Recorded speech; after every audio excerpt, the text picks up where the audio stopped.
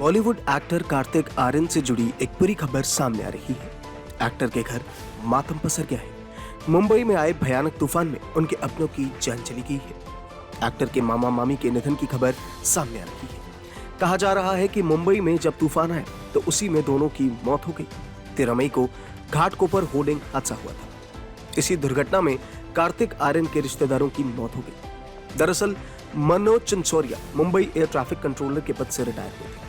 13 मई को शाम 4:30 बजे वो और उनकी पत्नी मुंबई के एक पेट्रोल पंप पर गए थे ताकि वो मध्य प्रदेश जाने के लिए अपनी कार में पेट्रोल भरवा सके। उस दौरान मुंबई के घाटकोपर में 250 टन का होर्डिंग गिर गया। बुधवार की रात यानी हादसे के करीब 3 दिन बाद शव कार से बरामद किए गए। कहा जा रहा है कि ये दोनों वीजा बनवाने के लिए मुंबई में आए हुए थे। इन दोनों का इरादा अमेरिका जाने का था, जहां इनका बेटा रहता है। लेकिन इस हादसे के बाद वो अपने बेटे तक नहीं पहुंच पाए और उनकी मौत हो गई। वहीं जब उनके बेटे ने अपने माँ बाप से कांटेक्ट करने की कोशिश की तो उन्हें कोई जवाब नहीं मिला। ऐसे में उसने अपने माता पिता के साथ काम करने वाले लोगों से मदद मांगी। ऐसे में लोग मनोज और अनीता को ढूंढने के लिए मैरोल गेस्ट हाउस गए, लेकिन वहां जाने का कोई फायदा नहीं क्योंकि वो दोनों वहां पर थे ही नहीं।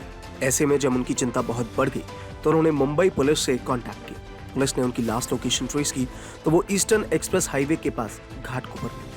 घंटों की छानबीन के बाद इन दोनों के शव उनकी कार में मिले जो ग्रिडर के नीचे फंसी हुई थी। माता पिता के लापता होते ही बेटा फ्लाइट लेकर आ गया और शव मिलने के बाद गुरुवार को इनका अंतिम संस्कार किया गया। इस दौरान एक फोटो भी सामने आई है। कार्तिक आर्यन भी अपने मामा मामी के अंतिम संस्कार में पहुंचे थे। वहीं इस हादसे के बाद होर्डिंग के मालिक को क्राइम ब्रांच ने गिरफ्तार कर लिया। बताया जा रहा है कि मृत दंपति अपने कार से मुंबई आए थे। यहाँ वो अपना वीजा बनवाना चाहते थे। दुर्घटना के 3 दिन बाद इनका शव मिला है।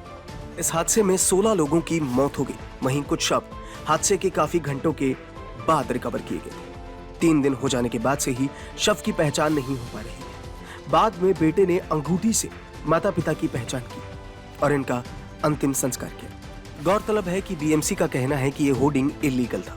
ये गैर कानूनी था और इसके लिए कोई भी लाइसेंस नहीं लिया गया था। इसके बाद जब जांच और छानबीन करी गई तो पता चला कि होर्डिंग के मालिक के खिलाफ पहले से ही कुछ मुकदमे दर्ज हैं। मुख्यमंत्री एकनाथ शिंदे ने कड़ी कार्रवाई का आश्वासन दिया है।